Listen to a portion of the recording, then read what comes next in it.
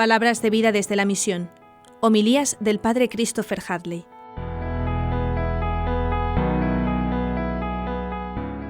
Sin duda que una de las imágenes que más gráficamente reflejan el espíritu de la Cuaresma para el pueblo de Dios que va en marcha es esta del profeta Jonás, al que hace estricta referencia Jesús en el Evangelio. El pasaje del Antiguo Testamento está tomado del profeta Jonás al principio del capítulo 3 y el pasaje del Evangelio de San Lucas en el capítulo 11. Tanto el uno como el otro, lógicamente, se iluminan y nos ayudan a entender lo que quiere decir Jesús, puesto que el pueblo de Israel, a quien se está dirigiendo el Maestro, entiende perfectamente porque conoce las Escrituras y ha escuchado estos pasajes. Jesús está en un contexto de gente que quiere creer, pero que le llama la atención lo espectacular. El haznos signos, continuamente pidiéndole pruebas, dudando de su palabra, y Jesucristo hace una afirmación capital: no se le dará a este pueblo más signo que el signo de Jonás.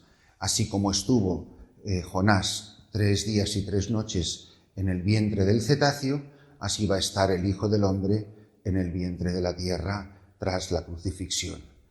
Ellos entienden perfectamente lo que él quiere decir y por eso se sienten ofendidos. Me estáis pidiendo signos espectaculares para creer, o no para creer, simplemente porque soy un funambulista, un malabarista, el artista del circo de la vida en el que vosotros queréis entreteneros. Y yo no he venido ni a resolver los problemas como varita mágica, no he traído la lámpara de Aladino, sino he venido a dar la vida, he venido a entregarme por vosotros.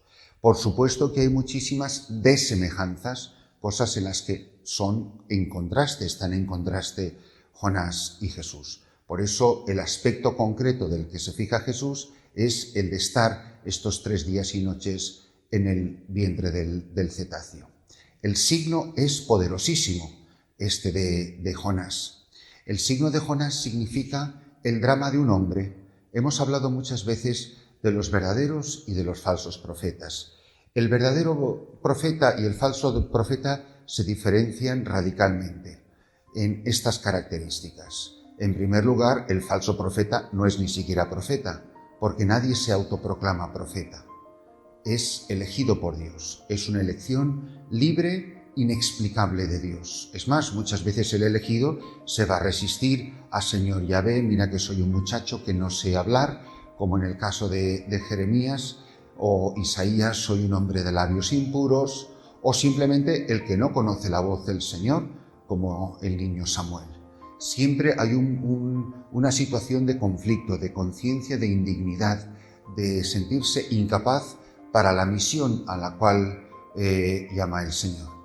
Pero por otra parte, el falso profeta no solo es que no ha sido elegido por Dios, sino que por no haber sido elegido por Dios, le dice al pueblo de Dios cosas que Dios no tiene ninguna intención de decirlo. Una tentación muy común para todos nosotros, los que tenemos el ministerio de la palabra y los que hemos recibido vocación profética.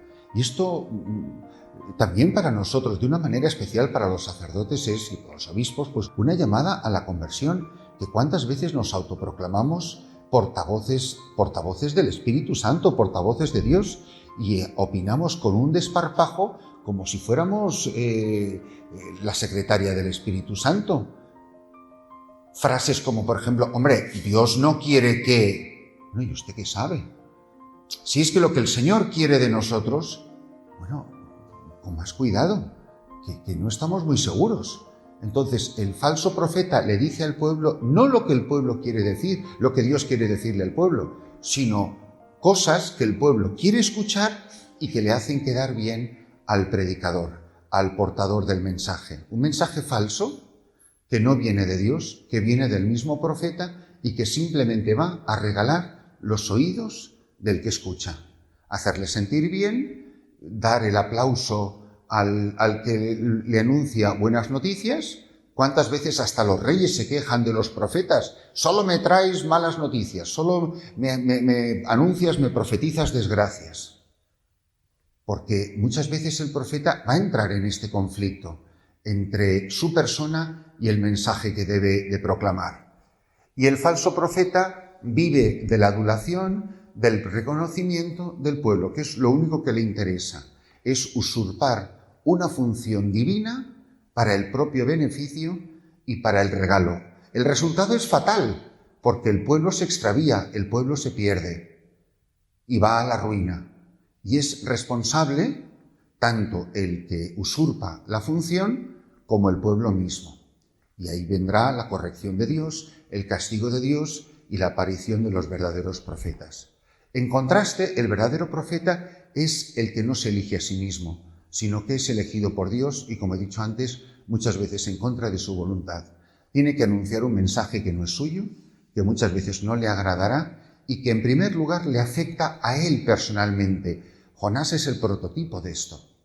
Y la llamada a la conversión a la que va a ser enviado el profeta implicará que el pueblo va a escuchar cosas que no quiere oír. Y muchas veces, como en el caso de Jesús, pues lo empujaron fuera del pueblo y pretendían despeñarlo.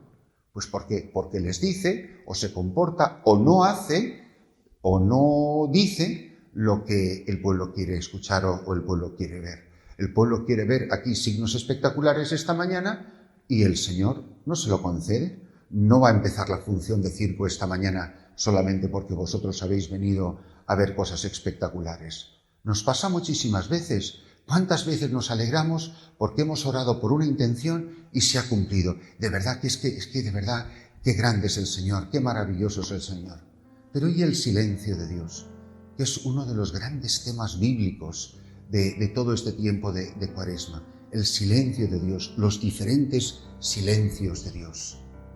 Por eso, al contemplar esta figura, nos llama la atención el mensajero, el profeta, que es Jonás, y el mensaje que tiene que anunciar. El mensaje que tiene que anunciar el profeta de parte de Dios al pueblo es muy concreto, es un anuncio de conversión. Dentro de 40 días, Nínive será arrasada. ¿Cuál es el problema? Que Jonás predica y el pueblo se convierte. Aquí está claro que el único que no se ha convertido es el profeta. Entonces, los ninivitas creyeron en Dios, proclamaron un ayuno, se vistieron con rudo sayal desde el más importante al menor. La noticia llegó a los oídos del rey de Nínive, que se levantó de su trono, se despojó de su manto real, se cubrió con rudo sayal y se sentó sobre el polvo. Y después ordenó proclamar en Nínive este anuncio de parte del rey y de sus ministros, que hombres y animales, bueno, conocemos el pasaje del profeta. Vio Dios su comportamiento, como había abandonado el mal camino, y se arrepintió de la desgracia que había determinado enviarles. Así que no la ejecutó. Muchas veces no creemos en la importancia del mensaje que hemos recibido. Muchas veces nosotros, los que tenemos oficio de predicadores, no creemos que es buena noticia lo que le anunciamos a un pueblo. No nos creemos que cuando tenemos al pueblo santo de Dios delante de nosotros, todo lo que le anunciamos como heraldos del Evangelio no es más que buena noticia, es evangelium, es evangelio. Es una palabra que salva, que va a hacer felices a las personas, que les va a arrancar de las garras de la muerte, de la boca del pecado, del dominio de Satanás, y les va a liberar, porque esta hija de Israel estaba prisionera y yo no voy a poder liberarla. Entonces, la palabra de Dios es una llamada de atención no solo al pueblo de Dios, del que formamos parte todos, por cierto, en virtud de nuestro bautismo, sino de una manera particular a los predicadores. Yo me creo de verdad que si anuncio la palabra, aunque sea yo solo, uno de los ejemplos que a mí más me impresionarán siempre, por lo que a mí me toca personalmente, por mi padre, es el ejemplo del obispo John Fisher y de Santo Tomás Moro. Un único obispo en toda Inglaterra permaneció fiel a la verdad, al mensaje, a la comunión eclesial, un solo obispo que prefirió perder la vida, pero no traicionar el mensaje. Pero el testimonio de un solo obispo en estos momentos y en todos estos casi 500 años de protestantismo en Inglaterra es testimonio suficiente para saber que alguien no se doblegó ante el miedo, ante el tirano, ante el complacer al pueblo y no digamos complacer al rey. Un ejemplo fantástico. Que nos paremos a pensar cuántas veces esto lo ves en los obispos, que todos se camuflan detrás de la conferencia episcopal, pero ¿cómo es posible que 100 personas siempre piensen igual y que no haya una voz disidente, que no es disidente, sino evangélicamente, sino esa especie de tono gris de un documento que hay que pactar? Pero eso es el ejemplo de los profetas. ¿Y qué va uno a decir en el juicio final? No, es que yo, para no romper la comunión, la comunión es con Cristo, la comunión es en la verdad. Por eso, qué importante es que nos paremos a pensar si de verdad estamos convencidos de que yo al final voy a dar cuentas a Dios personalmente, de cómo yo he anunciado la palabra de conversión al pueblo santo de Dios. Sea la homosexualidad, sea el ambiente depravado en el que estamos viviendo en el mundo de hoy, sea todo este mundo de los transexuales, todas las cuestiones de la política, sean la educación católica, los grandes temas de bioética, de justicia social y, por supuesto, de llamada a la conversión. Muchas veces, a los primeros que tienen que llamar la conversión los obispos en la Cuaresma es a sus sacerdotes. Es llamarlos la atención, como hacía el Papa Juan Pablo II cuando nos escribía esas cartas maravillosas y esos documentos maravillosos para el Jueves Santo, en recuerdo de nuestro sacerdote. ¿Qué hacía el Papa? Nos llamaba a nosotros a la conversión. Si los profetas no nos convertimos, ¿qué conversión vamos a llevar al pueblo santo de Dios? El drama del profeta es que si el mensaje no es primero suyo, es una incoherencia tal que al final acaba ajustando su mensaje a su vida.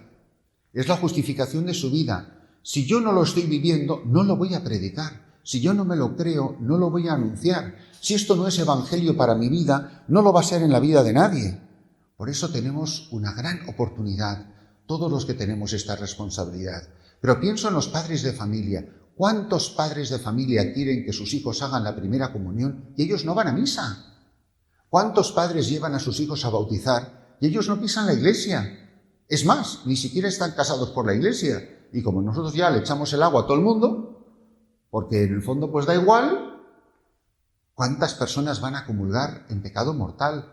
O sea, si yo fuera párroco ahora mismo en una parroquia grande con cientos y cientos de feligreses, no me dolería el corazón de ver una fila interminable de gente que está acercándose a comulgar sin juzgar a nadie particularmente porque no soy quien. ¿Cuánta gente estará comulgando en pecado mortal? Yo soy obispo y pienso, ¿cuántos de mis sacerdotes están cometiendo sacrilegios simplemente celebrando la misa en pecado mortal? Y todo esto a mí no me parte el corazón. Y no digo nada, no publico nada, no se oye nada. Porque mirad, cuando se quieren oír la voz de los sacerdotes, bien que se oyen, ¿eh? Y cuando se quiere oír la voz de un obispo que quiere decir 4 cosas, bien que se dice. Por eso tenemos una enorme responsabilidad de que se sepa lo que pensamos. Luego nos harán caso o no nos harán caso. El pueblo se convertirá o no se convertirá. Pero yo no voy a ser responsable del castigo que le va a caer al pueblo porque yo no dije la verdad, porque yo no fui el signo de Jonás. Pero mi palabra, y con esto termino, será eficaz únicamente en la medida en que yo me he configurado con el mensaje. No hay conversión que valga, que yo pueda anunciar si yo no soy el primero que me siento llamado a la conversión. Igual que Jesucristo es sacerdote y víctima, yo soy mensajero y mensaje. El mensaje, mucho antes de ser lo que digo, el mensaje es, sobre todo, mi vida. Pues que en cada uno de nosotros, en la celebración de esta Santa Eucaristía, nos paremos a pensar, soy signo de Jonás para aquellas personas a las que he sido enviado. O, al contrario, estoy continuamente haciendo cositas que pueden ser más espectaculares que simplemente ir gastando la vida, dando la vida, entregando la vida, como hacen los santos, como hacen sobre todo los santos de vida activa. Soy de verdad un hombre, una mujer que se ha identificado con el mensaje que anuncia y que predica. Pues que cada uno de nosotros, al irse adentrando en la espesura de esta Cuaresma, se vaya preguntando sinceramente si mi vida entera se está convirtiendo en evangelio. un evangelio que es llamada a la conversión, que no me dé miedo decir la verdad a quien necesita escuchar una palabra de conversión.